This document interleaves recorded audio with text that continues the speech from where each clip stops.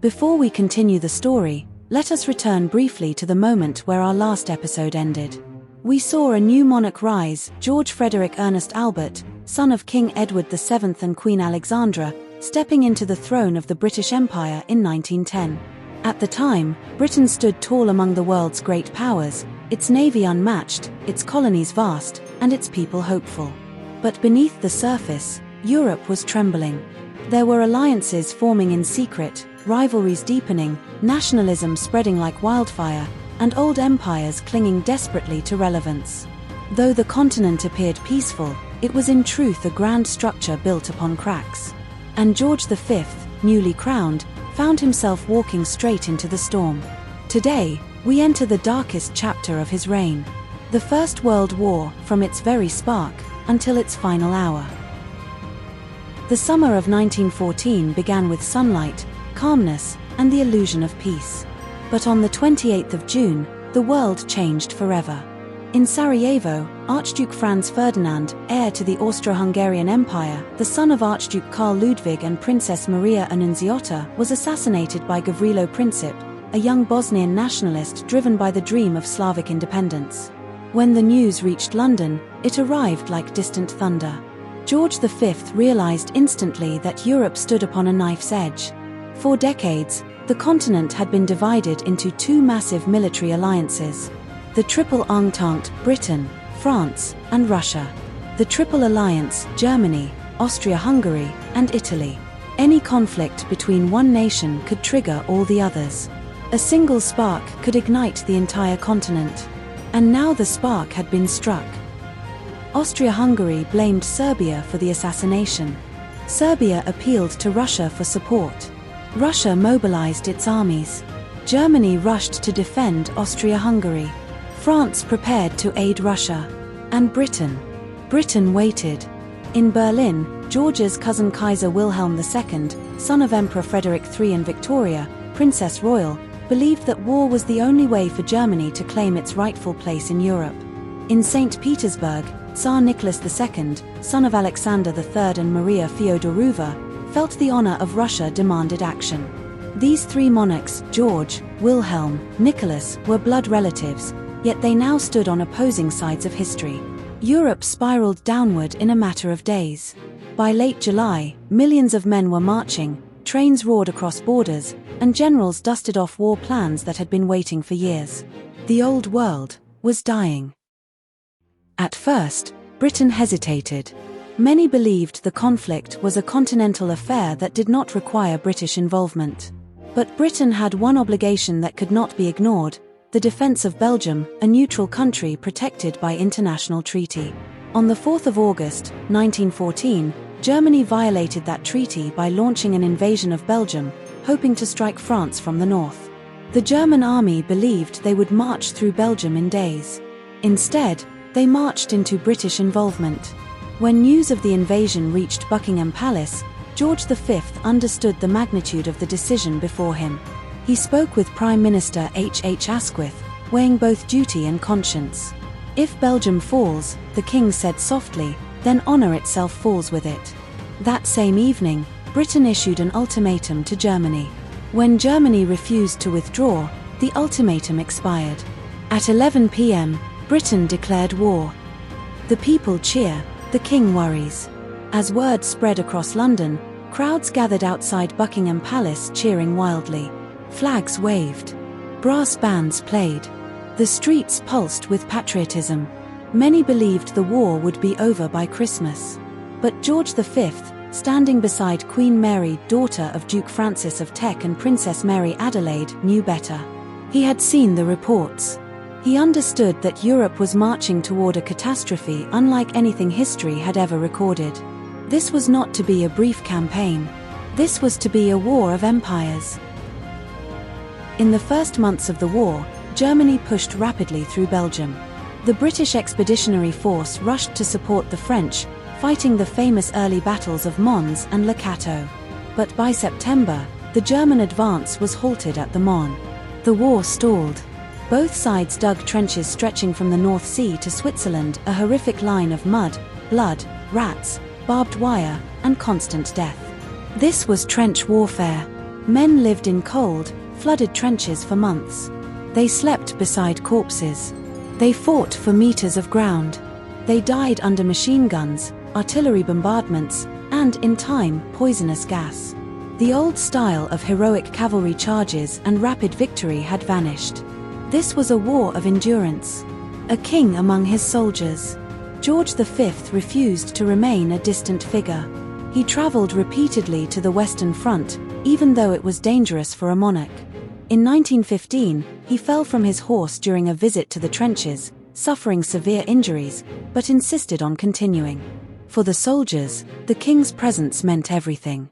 He visited hospitals, spoke with wounded men, inspected regiments, and wrote personal letters to bereaved families. His sense of duty became a symbol for the nation.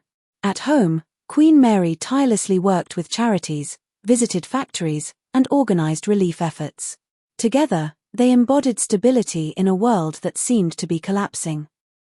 By 1916, the war appeared endless. Food prices rose. Factories struggled. Women replaced men in workplaces. Letters from the front carried despair and grief. George V felt the weight of every lost life. The British government collapsed under pressure, leading to the rise of David Lloyd George, a prime minister who demanded total commitment to victory. Meanwhile, horrific battles consumed entire generations. The Battle of Verdun. Over 700,000 casualties. The Battle of the Somme. On the first day alone, Britain suffered 57,000 casualties, the worst day in British military history. For George V, reading casualty lists became a daily ritual of heartbreak. By 1917, anti-German sentiment exploded in Britain. Citizens smashed German shop signs, changed German street names, and even refused to buy products with German-sounding labels. The royal family of German descent through the House of Saxe-Coburg and Gotha became targets of suspicion. Determined to unite his people, George V made a historic decision. He renounced all German titles and proclaimed a new dynastic name, the House of Windsor. The name remains to this day. This single act strengthened the monarchy at a critical moment. With a new identity, the king drew his people closer, not as a German-rooted dynasty, but as a truly British family. While the war raged, tragedy unfolded in Russia. The empire collapsed under starvation, military defeats, and revolutionary anger. George V's cousin, Tsar Nicholas II, son of Alexandra III and Maria Fyodorova, abdicated. The Romanov dynasty fell. Although George wished to offer refuge, the British government refused, fearing the arrival of the Russian royal family would provoke unrest at home. In 1918, Nicholas II and his family were executed. George V was haunted by guilt for the rest of his life. He had lost not only a cousin, but the symbol of a centuries-old monarchy. By 1917, Germany's use of unrestricted submarine warfare forced the United States, under President Woodrow Wilson, to join the conflict.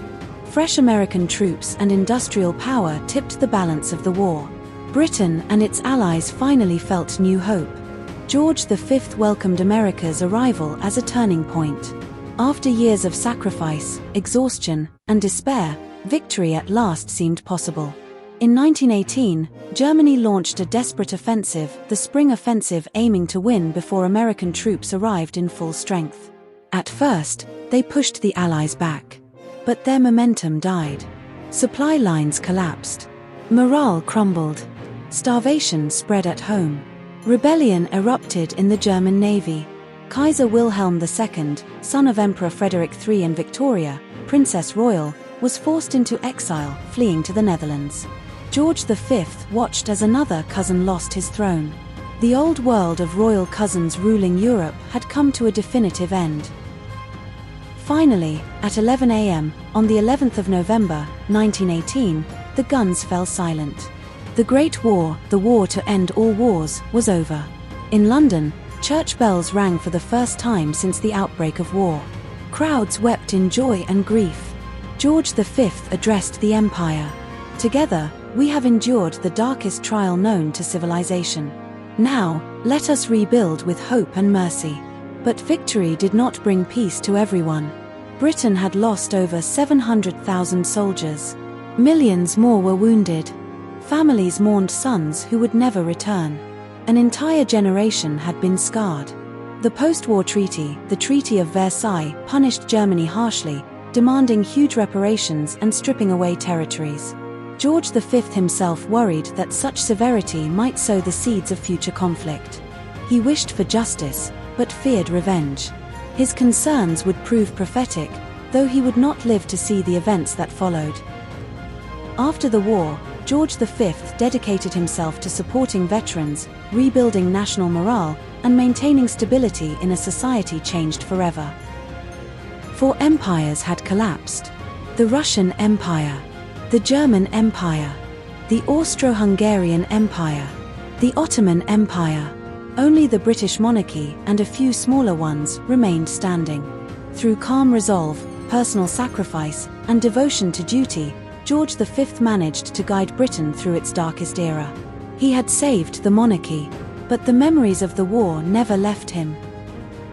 And so, as the guns of the First World War finally fell silent, Britain emerged battered yet standing, guided through the storm by King George V, son of King Edward VII and Queen Alexandra.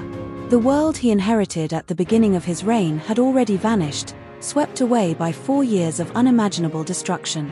But our journey through the great turning points of history is far from over. For while Britain struggled to rebuild in the aftermath of war, another empire, vast, ancient, and shaken to its core, marched toward its own collapse. An empire ruled by George V's own cousin, Tsar Nicholas II, son of Alexander III and Maria Fyodorova. An empire whose fall would echo across the world and reshape the entire 20th century. In our next episode, we will step into the heart of that disaster. The collapse of Imperial Russia, the rise of revolution, and the storm that would later collide with the chaos of the Second World War. A dynasty destroyed, a world order shattered, and a fate that would change history forever. Stay with us as we uncover how the greatest empire on Earth crumbled in the shadow of global war.